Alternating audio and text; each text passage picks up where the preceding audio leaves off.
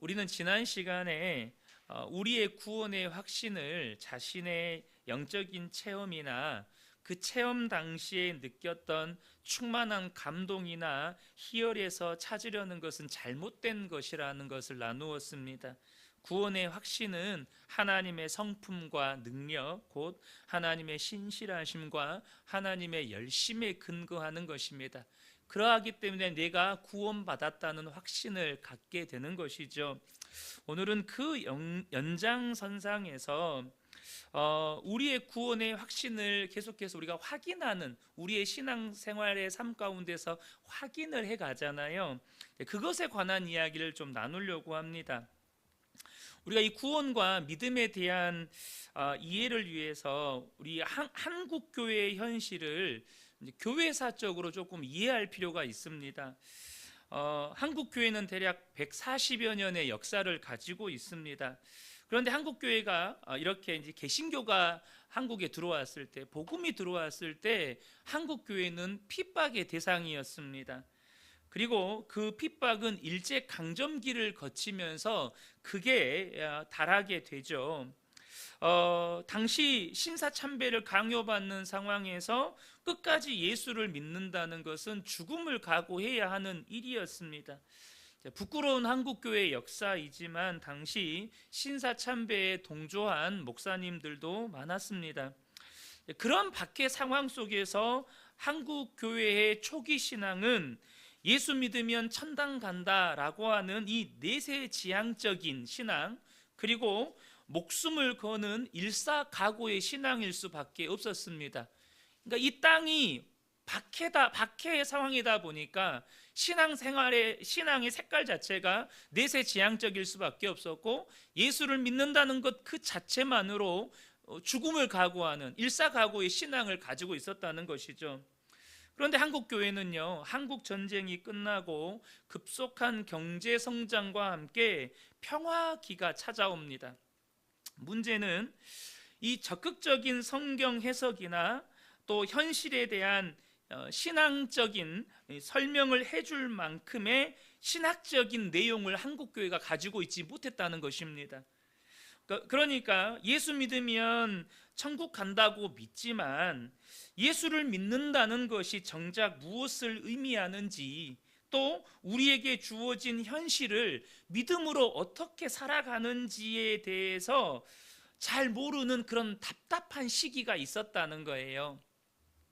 그런데 그때 한국교회에 등장한 것이 소위 대학을 중심으로 한 이 학생 선교단체였습니다. 여러분들 다 아시는 것처럼 CCC나 내비게이터나 IVF나 UBF, ESF 이런 등등의 선교단체가 등장하게 되죠.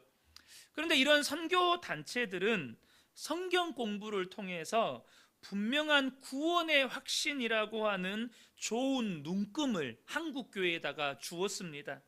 그리고 이러한 구원의 확신을 근거로 해서 살아생전에 정말로 주님을 위해서 일하자고 하는 헌신이 이렇게 대학생 선교단체를 중심으로 해서 활발하게 일어납니다. 그러니까 이 선교단체들이요, 성경 공부를 통해서 구원의 확신을 갖게 만들었고, 구원의 확신을 가진 청년들은 이렇게 선교단체에 대한 헌신으로 이끌었다는 거예요. 그리고 이런 신앙의 형태가 그대로 한국 교회 속으로 들어옵니다. 그래서 교회 안에서도 어떻게 신앙생활이 이루어지죠? 교회 안에서 성경 공부를 통해서 구원의 확신을 가지게 만들고, 그것은 곧 교회에 대한 헌신으로 이어졌다는 거죠. 그런데 이렇게 구원의 확신이 헌신으로 이어지는 과정에서 한 가지 기준이 생겨나요. 그게 뭐냐면, 여러분, 헌신을 하려면 어때요? 더욱더 분명한 구원의 확신을 가지고 있어야 되잖아요. 확실한 구원의 확신을 가지고 있어야 하잖아요. 그래서 자신의 구원을 확인하는 데 있어서 감각적이고 체험적인 감격과 은혜가 넘쳐야 한다는 기준이 생겨났어요. 이 구원의 확신을 위해서 더욱더 감각적이고 체험적인 어떤 은혜나 감격이 충만해야 한다라는 기준, 그리고 그러한 감각적이고 체험적인 감격과 은혜가 충만한 만큼 하나님의 일에 헌신할 때도 더욱 넘치게 헌신해야 한다라는 어떤 기준이 생겨났다는 거예요. 여러분, 구원의 확신이 감각적으로, 우리가 소위 말해서 은혜가 충만하고 기쁨이 충만하고 막 내 속에서 막 꿈과 비전으로 막 끌어오르고 이런 거 있잖아요. 이것은 분명히 은혜입니다. 우리 안에 기쁨과 평안이 충만하고 하나님의 말씀에 대한 흔들리지 않는 확신을 가지게 되는 것, 너무나도 귀한 은혜죠.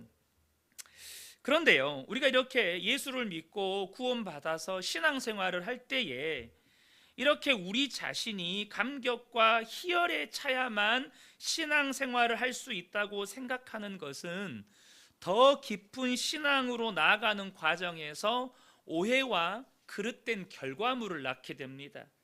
그게 뭐냐면요, 교회는 어찌하든지 성도들의 신앙을 성장시키는데, 성숙시키는데 초점이 있잖아요. 그런데 그 과정에서 성도들에게 더욱더 강력한 구원의 확신을 갖게 하기 위해서 영적인 체험이 필요하고, 그러다 보니까 훨씬 더 감정적이고 감각적으로 충만한 느낌을 주는데 교회가 치중하게 된다는 거예요. 그래서 여러분, 한국 교회가 한때 트렌드라는 표현이 적절한 표현인지는 잘 모르겠어요. 한국 교회도 여러분 유행을 타거든요. 목회가 유행을 타요. 그런데 그 한국 교회 트렌드 중에 하나가 뭐였냐면 부흥회나 성령 집회 같은 거였어요.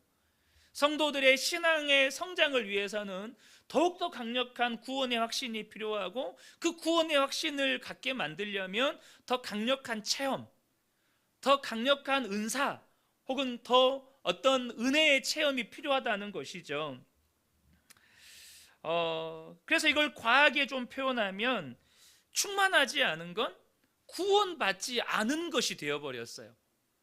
그래서 한때 순복음 교회에서는 방언받지 못하면 구원받지 않은 것이라고 가르치기도 했어요. 그래서 여러분, 그 교회가 이제 예수님 믿고 교회 등록을 하잖아요. 그럼 가장 먼저 뭐 하냐? 기도원의 성도들 데리고 가서 방언 받을 때까지 거기서 기도하고 방언 받으면 내려보내는 거예요. 왜냐하면 방언이 구원의 척도가 됐기 때문이죠. 그런데 여러분, 이러한 신앙의 형태, 그러니까 구원의 확신에서 헌신으로 이어져가는 과정에서 내가 감정적이고 감각적인 어떤 충만한 느낌을 주는 영적인 체험을 추구하는 이 신앙이 이 구원파적인 경향에 빠질 위험성이 있다는 겁니다. 구원파적인 경향, 무조건 이단에 빠진다 이런 의미는 아니에요. 하지만 구원파적인 경향에 빠질 수 있다는 거예요. 여기서 다시 한번 구원파에 대한 설명이 조금 필요할 것 같아요. 구원파는 우리가 흔히 영지주의 이단이라고 합니다. 이 영지주의 이단은요, 고대 그리스 철학의 대표라고 할 수 있는 이 플라톤 사상과 기독교가 결합이 되어서 발전한 이단입니다. 그러니까 이 플라톤 사상의 영향을 받은, 그러니까 이성주의, 지성주의의 영향을 받은 이 영주주의의 가르침의 핵심은 영적인 지식을 깨달으면 구원받는다는 거예요. 예수님을 인격적으로 만나고 그 예수님을 내가 구주로 영접하고 이게 아니고 그냥 내가 영적인 진리를 깨달으면 구원받는다는 거죠. 그리고 이 플라톤의 사상의 영향을 받아서 눈에 보이는 육체는 벗어나야 하는 감옥과도 같은 거예요. 오직 중요한 것은 영이에요. 그래서 예수를 믿으면 본질인 영혼이 구원을 받는 것이지 허상인 육체가 구원받는 게 아닙니다. 따라서 허상인 육체는 이 세상에서 어떻게 살든지 죽으면 끝나는 것이기 때문에 육체로서 바르게 사는 건 중요하지 않다고 가르칩니다. 가르침이 그렇다 보니 구원파 이단은 필연적으로 도덕적인 해이에 빠지게 됩니다. 그런데 구원파가 그렇게 가르치는 이유가 있어요. 뭐냐면 그들은 이 십자가 사건으로 말미암아서 우리에게 주어진 구원, 그 구원 안에는 칭의와 성화가 있잖아요. 물론 그 다음의 과정도 있지만, 그런데 이 칭의와 성화가 십자가 구원과 사건으로 말미암아 동시에 모두 완성되었다고 믿어요. 그러니까 칭의와 성화가 완성되었으니까 이미 구원이 완성돼 버렸잖아요. 그러니까 어떻게 살아도 구원받아요. 어떻게 살아도 구원받아요. 그래서 그들은 구원 이후의 삶보다 구원받을 당시의 감격과 확신이 더 중요해요. 그래서 구원을 감격과 확신으로 확보하고 있지 않으면 그들의 구원 자체를 의심받아요.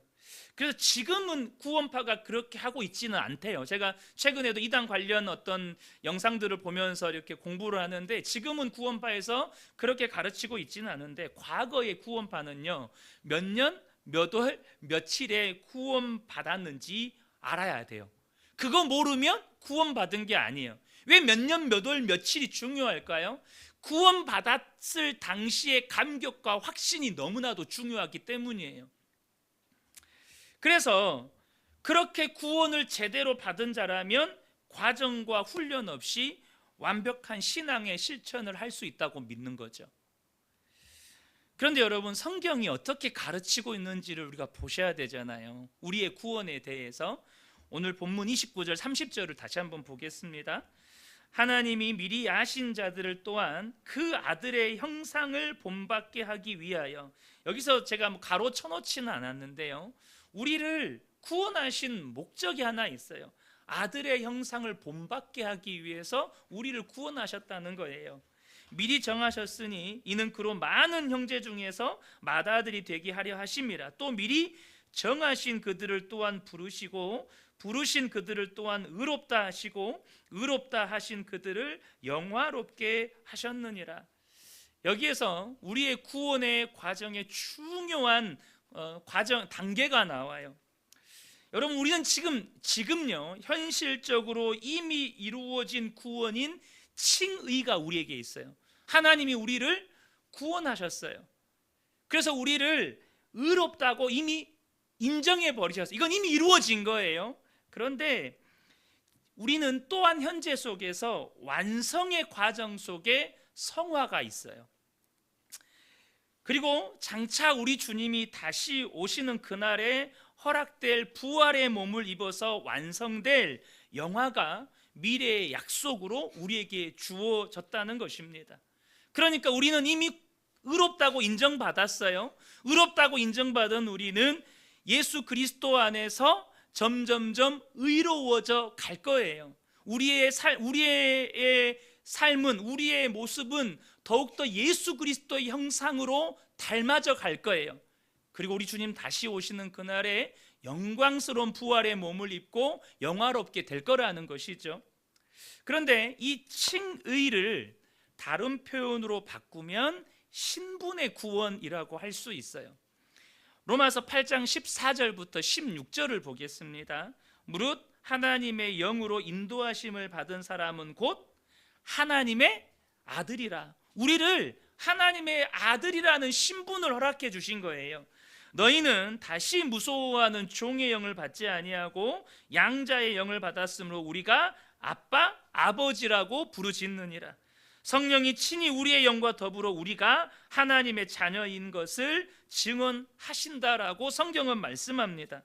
그러니까 여러분, 예수를 믿으면 우리는요 하나님 자녀의 신분을 얻게 됩니다. 여러분은 하나님의 자녀예요. 그래서 여러분, 신기하지 않으신가요? 여러분의 기도하다가, 여러분 예수를 믿고 나서 기도하다가 어느 순간 나도 모르게 아버지, 혹시 이렇게 고백이 나오지 않던가요? 물론 우리가 배운다고 아버지가 아버지로 불러집니까? 그러지 않잖아요. 근데 기도하다가 우리 속에서 하나님을 아버지라고 부르는 역사가 막 나와요. 아버지라고 불러줘요. 왜 그렇게 되죠? 성령께서 우리 안에서 계속해서 증언해 주셔요. 너는 하나님의 자녀야. 너는 하나님의 자녀야 라고 계속 우리의 영에다가 대고 증언을 해주세요. 그러니까 우리의 입에서 아버지라는 고백이 나오는 거예요. 부르짖게 되는 거죠. 이것은 영원한 것입니다. 취소되지 않아요. 그 무엇으로도 끊어지지 않습니다. 그런데 여러분, 수준이라고 하는 것은 달라요. 하나님은 왕이시고 우리는 그분의 아들, 왕자입니다. 그런데 왕자에게는 왕자의 수준이 요구돼요. 왕자는 왕의 아들로 살아가기 위해서 더 많은 훈련이 필요합니다. 그리고 그 훈련은 많은 시간과 단계를 거쳐야 합니다. 성화가 이와 같다는 거예요. 에베소서 4장 13절부터 15절을 보겠습니다. 우리가 다 하나님의 아들을 믿는 것과 아는 일에 하나가 되어 온전한 사람을 이루어 그리스도의 장성한 분량이 충만한 데까지 이르리니. 여러분, 우리의 믿음이 처음부터 온전하지 않아요. 하나님의 자녀가 되었지만 우리가 하나님의 자녀로서 온전한 사람들은 아니에요. 그래서 어떻게 됩니까? 온전한 사람으로 이루어져 가는 거예요. 그리스도의 장성한 분량에 이르기까지 자라가는 거예요. 이는 우리가 이제부터 어린아이가 되지 아니하여 사람의 속임수와 간사한 유혹에 빠져 온갖 교훈의 풍조에 밀려 요동하지 않게 하려 함이라. 오직 사랑 안에서 참된 것을 하여 범사에 그에게까지 자랄지라. 그는 머리니 곧 그리스도라. 그래서 여러분, 여기 에베소서 4장 13절부터 15절을 보면 어린아이의 신앙의 특징이 하나 나와요. 그게 뭔지 아세요? 쉽게 요동한다는 거예요. 사람의 속임수, 간사한 유혹, 온갖 세상 교훈이나 풍조에 쉽게 요동한다는 거예요. 이것이 어린아이 신앙의 특징입니다. 내가 주변 사람들의 말에 쉽게 요동하는 사람이라면, 혹은 들려오는 뉴스나 혹은 들려오는 세상 풍조나 혹은 사람들이 이것이 좋다더라 저것이 좋다더라 라고 말하는 그런 세상의 가치관을 들었을 때 내가 요동한다면 그것은 어린아이의 신앙이라는 거예요. 그런데 주님은 우리가 그러기를 원치 않으신다는 것입니다. 우리가 계속해서 자라가기를 원하신다는 거예요. 그런데 앞서 말씀드렸던 것처럼 구원파는 십자가로 인해서 신분과 수준, 그러니까 칭의와 성화가 동시에 만족되는 것으로 이해를 합니다. 그 이유가 뭐예요? 구원을 확인하는 방법이 영적인 체험과 감격이기 때문에 그래요. 그 영적인 체험이 확실하면 자기는 구원받는 게 분명해요. 그 감격이 분명하면 자기는 구원받은 게 분명해요. 거기에서 모든 게 다 이루어져 버렸어요. 그런데 이 모습을 한국교회가 닮아가는 부분들이 있다는 거예요. 여러분, 영적인 체험이나 감격이 나쁜 게 아니죠. 오히려 그것은 우리의 신앙에 도움이 됩니다. 그 영적인 그 체험과 감격이 구원에서 이제 자신에게 일어날 모든 일이 끝난 것 같이 되어버리기 때문에 어떻게 돼요? 이제 주를 위해 살자라는 헌신만 남게 되는 거예요. 그러니까 저는 예전에 사역하던 교회에서 UBF 출신 이제 선교사님이셨는데 독일에서 UBF에서 그렇게 은혜 받고 주를 위해 헌신하리라고 하고 이렇게 독일로 가서 선교를 하시다가 돌아오셨는데, 이제 그분들의 가정에 신방을 갔을 때 이렇게 하시는 말씀이, 그렇게 주를 위해 헌신했는데 그분의 가정과 그분들의 삶이 너무나도 피폐해졌다는 거예요. 너무나도 피폐해졌다는 거예요. 그러니까 여러분, 구원의 확신과 헌신의 그 과정 속에서 성경은 많은 것들을 우리에게 이야기하고 있는데, 네가 구원의 확신을 가졌으니 이제 헌신해라. 그러니까 어때요? 헌신은 했는데 그 과정 속에서 다루어져야 할 것들이 다뤄지지 않은 거예요. 한국교회는 교회사적으로 볼 때 구원의 확신과 헌신이라는 중요한 어떤 우리 신앙의 내용들을 밝혀냈고 그것들을 실천했고 또 누려왔습니다. 이것이 잘못되었다라고 말하는 게 절대 아닙니다. 그래서 여러분, 한국 교회는요, 전 세계에서 유례가 없는 부흥의 은혜를 누렸습니다. 구원의 확신을 가졌고 그 확신의 근거에서 정말로 열심히 선교단체에서 혹은 교회에서 헌신했고 70년대, 80년대, 90년대를 거치면서 한국교회는 엄청난 부흥을 경험했어요. 그런데 여러분 꼭 생각하셔야 될 건 뭐냐면 우리의 신앙은 구원의 확신과 헌신이 전부일 수가 없다는 거예요. 내가 구원의 확신을 가졌으면 헌신하는 것이 신앙생활의 전부가 아니라는 거죠. 한번 단순하게 생각해 보시면 좋겠어요. 하나님은 전능하십니다. 전지전능하세요. 여러분 전지전능하신 하나님, 말씀 한마디로 세상을 창조하신 하나님이 도대체 뭐가 부족해서 무엇 때문에 우리를요 구원하셔서 헌신시키려고 하실까요? 도대체 무엇 때문에 좀 직설적으로 표현하면 우리를 구원해서 부려먹으려고 하시겠느냐는 거예요. 말씀 한마디로 모든 것이 가능한데 도대체 무엇 때문에 하나님께서 그 복잡한 과정을 거치겠느냐는 거죠. 그러니까 여러분 구원의 목적은 헌신이 전부가 아니에요. 분명히 구원받은 열매로서 하나가 헌신인 것은 맞아요. 그러나 구원의 열매가 헌신이 전부는 아니라는 거죠. 하나님께서 우리에게 허락하신 구원과 그리고 우리에게서 완성하시려는 은혜와 복의 깊이는 우리가 다 측량할 수가 없습니다. 그래서 여러분 사도 바울이 에베소 교회 성도들을 위해서 이렇게 기도했습니다. 에베소서 1장 17절부터 19절을 보겠습니다. 우리 주 예수 그리스도의 하나님 영광의 아버지께서 지혜와 계시의 영을 너희에게 주사 하나님을 어떻게 해요? 알게 하시고 우리에게 지혜와 계시의 영을 주사 하나님을 알기를 원한다는 거예요. 너희 마음의 눈을 밝히사 그의 부르심의 소망이 무엇이고 성도 안에서 그 기업의 영광의 풍성함이 무엇이며 그의 힘의 위력으로 역사하심을 따라 믿는 우리에게 베푸신 능력의 지극히 크심이 어떠한 것을 너희로 알게 하시기를 구하노라. 하나님은 우리가 구원받은 백성들이 하나님 안에서 누려야 할 것들이 얼마나 많고 얼마나 깊고 얼마나 풍성한지를 알기를 원하시고 그것을 누리기를 원하신다는 거예요. 구원의 확신을 가지고 헌신하는 게 신앙생활의 전부일 수가 없다는 것입니다. 여러분 구원의 확신과 헌신으로는 성도의 삶의 현실을 다 설명하지 못합니다.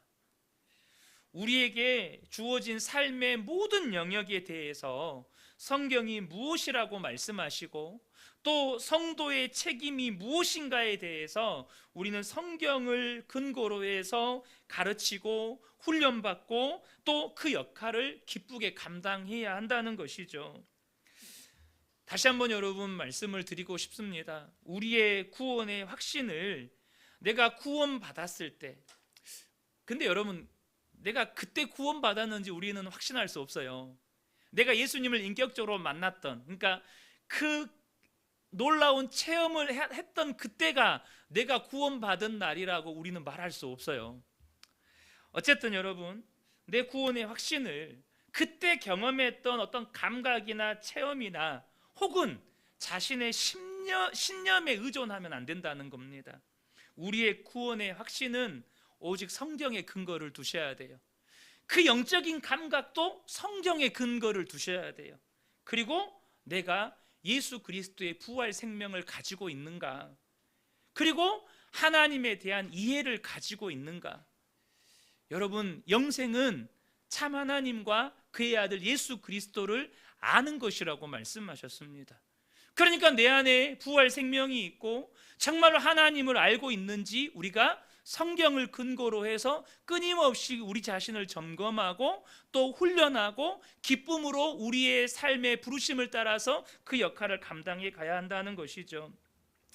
그래야만 우리가 성도로서 우리에게 주어진 삶을 살아갈 때 하나님의 뜻이 무엇이고 또 그 뜻을 어떻게 이루시는지 미약하게나마 우리가 깨달아 알아갈 수가 있다는 것입니다. 사랑하는 성도 여러분, 말씀을 정리하겠습니다. 여러분, 우리가 한국 교회를 좀 교회사적으로 살펴보면서 구원의 확신에서 헌신이 나온 것이 잘못된 게 아니에요. 그러나 그것이 성도의 삶을, 신앙을 다 설명해 주지 못한다는 것입니다. 여러분, 우리의 삶의 모든 영역에서 성경은 말씀하고 있습니다. 구원받고 헌신하고가 전부가 아니라는 거예요. 그러므로 저와 여러분이 정말로 성경을 통해서 내가 구원의 확신을 가지고, 성경을 통해서 내가 부활 생명을 가지고 있는 것, 또 성경을 통해서 하나님에 대한 이해를 분명하게 가지고 살아갈 때에 정말로 하나님께서 말씀을 통해서 우리에게 약속하신 은혜와 복을 우리의 삶 가운데서 실제적으로 누리게 된다는 것입니다. 이 은혜가 우리 모든 성도님들께 함께 하시기를 예수님의 이름으로 축복합니다.